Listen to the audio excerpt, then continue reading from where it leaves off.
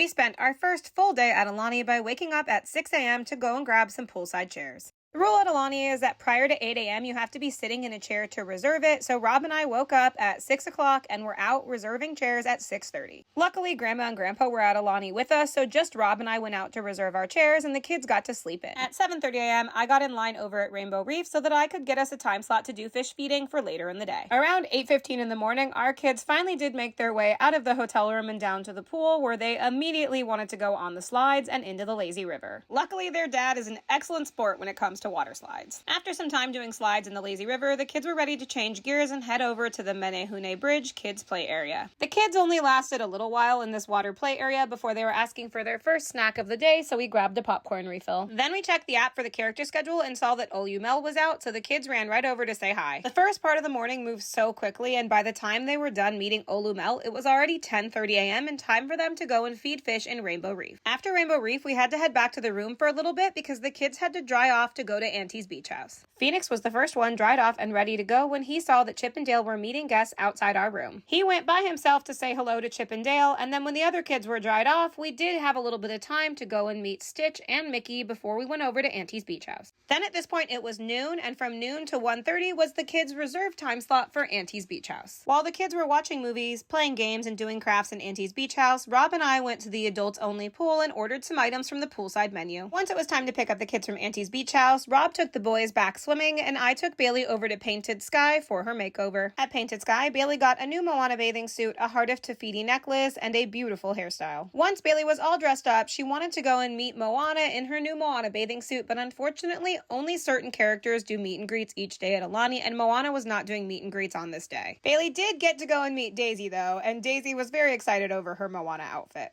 Then we were ready for a treat, so we went down by the beach and picked out some really fancy Dole Whips. I wish that Dole Whips looked like this at Disneyland.